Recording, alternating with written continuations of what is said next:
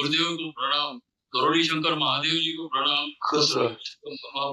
माँ कामाख्या को प्रणाम, गुरु बाबा जी को प्रणाम, गुरु माई को प्रणाम और दरबार को प्रणाम। मैं प्रथम बार मैं ये दरबार में आया हूँ। मेरी दरबार से परिचय सिर्फ 15-20 दिन का है, वो भी कि एक यूट्यूब के माध्यम से। पेशे से मैं वकील हूँ। बहुत मैंने नाम ज़रूर कमाया है, लेकिन घर में एक ऐसे विचित्र मैंने परेशानियों से गुज़र रहा हूँ कि हमारे एक तो खानदान में ये जो पैर में जो डिफेक्ट आया है, वो पीढ़ी जात चल रहा है, हमारे बच्चों में चल रहा है। ये तो ठीक है, मेरा तो वो ज़माने में हो नहीं सका, लेकिन बच्चों का मैंने ऑपरेशन कराया, 90% ठीक हुए हैं। मेरा जो भाई है, उसके भी बच्चे वैसे हैं, भाई का भी एक पैर वैसा था।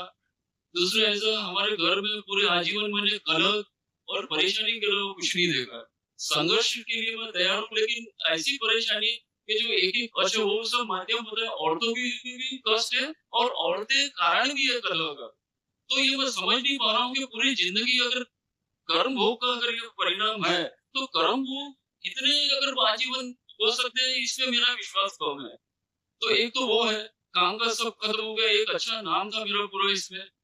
कोई भी काम मेरे पास जहाँ उम्मीदें लोगों की खत्म हो जाया करती थी, तब मुझे मेरे पास आते थे। आज मैं खुद ही ऐसी पोज़ीशन में खड़ा हूँ कि मुझे खुद समझ में नहीं आ रहा है कि ये ऐसी परेशानी कैसे आ गई है। तो उसके लिए मैं दरबार का ये धन्यवाद दूँ, मैं यहाँ पे बड़े मुश्किल से पहुँचा हूँ और ये इतने मुश्किल से पहुँचा हूँ कि जब मैंने बाबा जी को बोला कि अबे आप ही जानो और मुझे कैसा आप यहाँ तक लाना है, तो उनकी कृपा से मैं आज यहाँ पहुँचा हूँ। तो मेरे डीएनए में मैंने 5 लोगों को रखा है, वैसे 8 लोगों की संख्या रखी थी। ऐन समय पे कल छोटे भाई ने डीएनए से अपना नाम अलग करने के लिए बोला। मुझे भी दुःख था, क्यों कि हम पहले एक संघ 2 संघ से जुड़े हैं। मैं पहले गोरक्षनाथ जी की मैंने मानस गुरु माना है, फिर संत खपीनाथ नाथ महाराज हमारे वहाँ के 113 साल की उम्र के होके गए हैं। वो उनसे मैंने दीक्षा नहीं ली है, लेकिन उनको भी मैंने मानस गुरु माना है और अभी वर्तमान में जगत गुरु है। इसीलिए अभी तक आप लोग कम से कम बचे हुए हो। हाँ जी, तो मैं बड़ी दुविधा में नहीं था। तो अकाल मृत्यु की स्मृतियाँ तमाम। पहली बात। दूसरा बेटा, होता क्या है कि 3 जी, समस्याएँ सबसे बड़ी संसार में, जिनसे हर आदमी परेशान। ठीक है? सबसे ज़्यादा परेशानी। तो क्या परेशानी रहती है? परेशानी रहती है पहली, पितृ की मुक्ति ना हो पाना, पितरों की मुक्ति ना हो पाना, है ना? दूसरा परेशानी रहती है काल सर्प दोष का बना रहना। तीसरी परेशानी रहती है कि पितृ दोष होना, मतलब पितरों की जो रोगी नकारात्मक मृत्यु के समय की जो स्मृतियाँ हैं, वह बनी रहना और जो आपके ग्रह नक्षत्र हैं, उनके दोष बने रहना असंतुलन के कारण। ये मुख्य प्रॉब्लम रहती है। आज आपके पितरों की भी मुक्ति हुई है अच्छे से। काल सर्प दोष भी कटा, इसके दरबार ने प्रमाण दिए हैं आप सबको और तमाम नकारात्मक रोगी स्मृतियाँ नष्ट हुई हैं। सारे संतुलित हुए हैं 2 जो ग्रह नक्षत्र थे। इसीलिए आप किसी प्रकार के कोई गंदे विचार, भाव नहीं आ रहे हैं। सारा कुछ अच्छा-अच्छा सब अच्छा है। अभी जैसे आपका है, आपका कमर के नीचे का जो हिस्सा है ना, धीरे-धीरे सूखता जा रहा है पीछे से, जी, है ना? तो ऐसे ही जब कुछ गुरुओं को भी कष्ट रहते हैं, तो उनसे भी आ जाते हैं, परंपरा से भी आ जाते हैं। जैसे आपने जिनका नाम लिया दूसरे गुरु जी का, जो बताया 113 वर्ष की उम्र में शरीर छोड़ा, उनके भी कमर में ऐसे ही कष्ट थे, है ना? शरीर छोड़ते के पहले कष्ट थे। तो गुरु परंपरा के भी कष्ट ट्रैवल कर जाते हैं, जिनसे हमें प्रेम होता है, जिनसे हमें आदर होता है, वो भाव से जुड़े रहते हैं। तो उनके जो भी रहते हैं, शरीर कष्ट आ जाते हैं। दरबार बताता रहता है सभी को कि गृहस्थी में परिवार परंपरा से आ जाता है और परंपरा से भी लोग आ जाते हैं, है ना? तो अच्छे थे, बहुत अच्छे साधक थे जो थे और दरबार में उपस्थित भी हैं, ठीक है? आपके साथ-साथ उनकी आभा भी है, अच्छे हैं। दूसरा हम बताना चाहेंगे कि आपके तमाम जो कष्ट थे, वो सारे ऐसे थे बेटा, इनकी स्मृतियाँ थी तमाम कष्टों, जो रोग बन सकते थे, उनकी स्मृतियाँ भी हैं। कुछ ट्रैवल कर रही थी परिवार में, वो सारी स्मृतियाँ, ये सारे कष्ट नष्ट हुए आपके, पढ़ सकते हैं।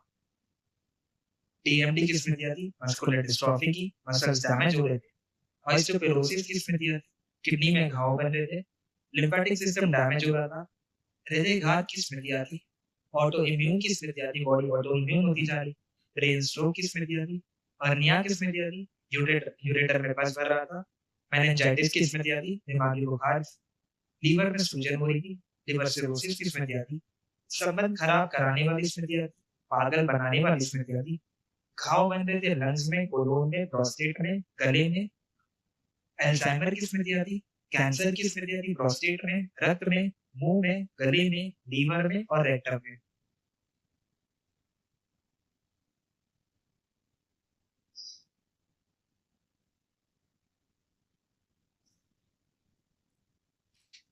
स्पाइन कमजोर करने वाली स्मृतियाँ थी, कमर में दर्द होना, कूल्हों में सड़न, एमएनडी की स्मृतियाँ थी, मोटर न्यूरॉन डैमेज हुई थी, बैठ के उठने में कष्ट होना, टीएमडी की स्मृतियाँ थी, मस्कुलर डिस्ट्रॉफी की, मसल्स डैमेज हो रहे थे, अर्थराइटिस पेन बने रहना, पैरों में चुभन होती थी, घुटनों में सूजन आ जाती थी, कमर से नीचे सूखता जा रहा था, कमर में अकड़न जकड़न की स्मृतियाँ थी, टेलबोन में दर्द रहता था, लकवे की स्मृतियाँ थी और फ्रैक्चर करने वाली स्मृतियाँ थी।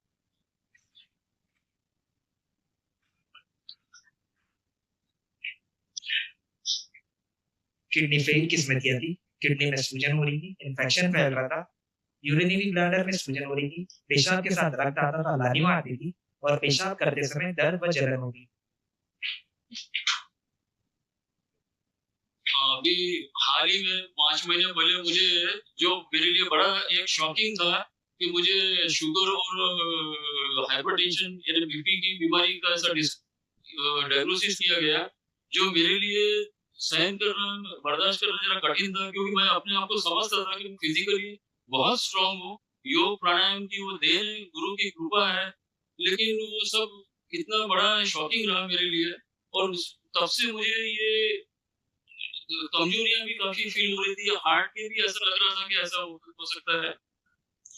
इन्हीं गुरु की कृपा से जिनकी आप बात कर रहे हैं, जो बाद में 13 साल की उम्र में शरीर में त्यागा है, उनकी कृपा से आप लोग बहुत ही सुरक्षित ऐसे साथ हो। बस उन्होंने यहाँ तक आपका साथ दिया। वो बड़ा धर्म संकट में हूँ, एक वकील होने के नाते मैं केसेस भी चला रहा हूँ। यहाँ पे आके मुझे पता चला, अच्छा मैंने प्रत्यक्ष दीक्षा भी ली है, जो वर्तमान में जगत गुरु है राज राजेश्वर मौली सरकार, रुक्मिणी पीठाधीश्वर है। अब उनके भी मैं काम काज संभाल रहा हूँ। यहाँ आके पता चला आपको ये सब छोड़ना पड़ेगा। अब एक शिष्य होने के नाते मैं बड़ा धर्म संकट में, और इसकी वजह से छोटा भाई इससे पीछे हो गया कि मेरा डीएनए से नाम निकाल लो, क्योंकि मैं भी वहां जुड़ा हूँ और मैं सेवा दे रहा हूँ, तो मैं कैसे छोड़ सकता हूँ। तो इसलिए उसने तो डीएनए से निकाल लिया, पर मैं नहीं निकाल पाया। देखिए हम आपसे फिर से बताएं, फिर से ध्यान रखें, कहीं पे ले रखी दीक्षा दरबार से कोई लेना देना। ठीक, पहली बात। दूसरी बात, अगर आपको कहीं से जुड़े होने के कारण कष्ट आ रहे हैं, तो आपको स्वयं विचार करना चाहिए। ये भी ठीक है। इसके लिए हम ज्यादा नहीं कह सकते। हम जहाँ तक आपने एक गुरुदेव की बात, वो गुरु गोरखनाथ की परंपरा से जुड़े हुए थे, या आप चर्चा कर रहे हैं, यहाँ तक तो आप शुद्धि में रुचि है और उनकी बहुत कृपा आप सब पे रही, आज तक अभी तक रही, जिनके कारण बाहरी गंदगी से आप बहुत बहुत बहुत बचे रहे हैं। ठीक है, कई कैजुअलिटी आपके होती, इनकी कृपा से ही आप बचे, और इस समय वो स्वयं इस दरबार में उनकी उपस्थिति है। आप आंख बंद करके उनकी उपस्थिति को महसूस कर सकते। मैं आने से पहले अनुमति लेके आया हूँ, एक अर्जी मैंने पहले डाली थी कि मैं ये दरबार में जाना चाहता हूँ, तो आप कृपया मार्गदर्शन करें मेरा। इसीलिए कह रहे हैं कि भोलेनाथ की भक्ति में लीन है और भोलेनाथ की भक्ति में उपस्थित है। ठीक है, बाकी आप सब स्वयं समझदार है। मेरे डीएनए में 5 लोग हैं। कल बेटा कल महाहवन कर लीजिएगा, अपने को रखिएगा, जो लोग ज्यादा शारीरिक कष्ट उनको रखिए, ठीक है। खुश रहो, खूब प्रसन्न, स्वस्थ, प्रसन्न, मस्त।